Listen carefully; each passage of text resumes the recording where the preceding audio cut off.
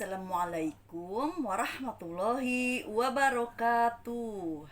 Jumpa dengan saya lagi, Neng Eva. Gimana kabarnya sahabat hikmah semuanya hari ini? Yang soleh dan soleha, yang baik hatinya, yang cantik dan yang ganteng, yang tidak sombong, rajin menabung, serta rajin sedekah. Semoga hari ini sehat-sehat walafiat dan dalam lindungan Allah Subhanahu wa Ta'ala. Dan semoga kita semuanya mendapatkan kucuran rahmat, keberkahan, dan keridhoannya. Dan juga semoga kita semuanya mendapatkan syafaat baginda Rasulullah Shallallahu Alaihi Wasallam, baik ketika di dunia maupun di akhirat kelak. Amin, amin, amin ya robbal alamin. Baik sahabat hikmah semuanya, sebelumnya saya akan mengingatkan bahwa video konten YouTube ini dibuat untuk umum dan bagi siapa saja yang mau mengambil pelajaran, manfaat, serta hikmah di dalamnya, serta untuk pertumbuhan dan perkembangan jiwa kita setiap harinya.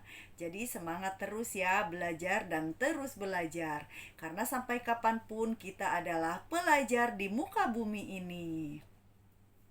Dan video konten YouTube ini dibuat tidak untuk menyinggung hati siapapun atau tidak untuk merendahkan siapapun. Justru sebaliknya, di sini kita belajar berbenah jiwa, belajar menata jiwa, belajar untuk membeningkan hati, untuk bertauhid kepada Allah Subhanahu wa Ta'ala. Karena setiap manusia, setiap makhluk di bumi ini sesungguhnya bertauhid kepada Allah ya. Hanya saja ada yang tahu, ada yang tidak, ada yang mengerti, ada yang tidak, ada yang sadar, ada yang tidak, ada yang terhijab, ada yang tidak. Nah, makanya karena kita tidak tahu posisi kita ada di mana, makanya tauhid itu perlu kita laksanakan dengan cara membuang penyakit-penyakit batin atau menyembuhkan diri atau bertobat dari dosa lahir dan batin, dan juga kita melaksanakan ibadah-ibadah batin setiap harinya gitu. Karena ibadah batin itu untuk penataan jiwa dan juga untuk membeningkan hati. Kalau hati sudah bening ya maka itulah tauhid gitu. Namun tidak semudah seperti yang dikatakan, banyak proses yang harus kita lalui karena setiap perjalanan itu dari stasiun batin menuju stasiun batin berikutnya itu ada 70 hijab yang gelap dan 70 hijab yang terang. Nah, ini sebenarnya hanya istilah saja. Jadi artinya menuju ketauhidan itu walaupun jalannya misalkan bening, tapi bening itu ada tirai batin bening lagi, tirai batin bening lagi, tirai batin bening lagi, terus saja sampai 70 hijab gelap dan terang. Walaupun warnanya itu transparan, tapi tetap masih terhijab. Makanya jangan berpuas diri ketika kita sudah menjalani ilmu tasawuf, karena memang keimanan itu kalau belum mencapai keimanan insan kamil mukamil, maka derajat keimanan itu naik turun seperti kita main saham gitu. Kalau orang yang biasa main saham kan ngerti kan, kadang misalkan lepas gitu kan, terus di apalah gitu. Aku nggak begitu mengerti juga sih maksudnya sahamnya gitu ya. Intinya kan ada grafiknya gitu kan, jadi naik turun gitu. Keimanan manusia pun sebelum mencapai derajat insan kamil mukamil itu naik turun, artinya banyak godaannya. Dan godaan itu tidak harus selalu setan yang menggoda, tetapi setan hakiki atau jin korin yang ada di dalam badan kita sendiri. Yang mana jin korin atau setan hakiki itu yang merupakan bagian dari diri kita gitu. Jadi kalau kita belum mati, itu pun nggak mati gitu. Nah, makanya kenapa godaan itu selalu ada gitu, karena memang nafsu itu selalu mengajak kepada keburukan. Nah, makanya agar hati kita tenang, tidak mudah tergoda oleh cobaan, baik cobaan internal ataupun cobaan eksternal, maka ketauhidan itu kita jemput selain dengan ibadah-ibadah batin juga dengan zikir. Nah, itu kemarin sudah dibahaskan, ada zikir lisan dan zikir kolbi. Kenapa kita perlu zikir lisan? Nah, zikir lisan karena memang pertama dianjurkan dalam Al-Quran dan juga hadis ya, juga memang lisan itu kan ibaratnya untuk secara energi ya, secara energi itu untuk menyeimbangkan perkataan-perkataan yang mana kadang-kadang lidah itu selalu mengucapkan hal-hal yang jelek atau yang buruk gitu ya. Ini secara hikmah ya, secara hikmah gitu. Kalau secara hadis dan Al-Qur'an mungkin banyak dakwah-dakwah yang menjelaskan atau di pengajian-pengajian banyak yang menyampaikan. Tapi ini saya menjelaskan secara hikmahnya.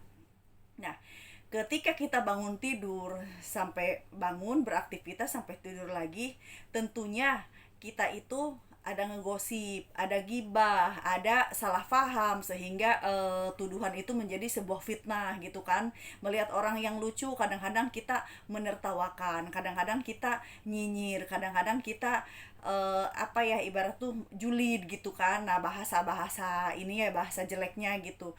Nah, tentu kan lidah itu dari setiap perkataan-perkataan, kadang-kadang perkataan baik pun ada terselip kata-kata yang salah atau khilaf gitu, yang mana menyinggung perasaan orang lain. Nah, otomatis lidah kita itu kan gak sengaja melakukan dosa kan. Nah, kalau kita melakukan dosa, apalagi itu dosa tersebut itu tidak kita sadari gitu kan, kita nggak tahu, taunya baik aja, taunya bagus aja ngomong, tapi ternyata walaupun kita tidak mengucapkan kata-kata yang kotor, namun ada saja kata-kata yang menyakiti hati orang lain, itu aja sudah dosa, padahal kita tidak sengaja, sudah dosa kan. Nah, apalagi kalau sengaja mengungkapkan kata-kata yang jelek gitu. Nah, makanya zikir lisan itu perlu. Jadi selain zikir lisan untuk belajar mengingat Allah, karena zikir lisan itu belum tentu zikir gitu loh. Zikir kata-katanya zikir, tapi hatinya belum tentu zikir. Itu namanya zikir gofilun. Jadi orang-orang yang lalai. Nah, makanya untuk menyeimbangkan antara energi negatif dan energi positif dari lidah kita, dari mulut kita, makanya kita harus banyak berzikir. Seberapa banyak kita menggosip di siang hari atau di malam hari sebelum tidur dengan tetangga, dengan keluarga, dengan teman di kantor, dengan teman di pabrik gitu kan, atau dengan orang yang baru dikenal, atau dengan sahabat, atau dengan siapapun gitu intinya. Nah, kita imbangkan berapa banyak sih omongan kita yang kita keluarkan yang menyinggung atau yang tidak menyinggung tapi tidak disadari gitu kan. Otomatis itu menjadi sebuah energi negatif.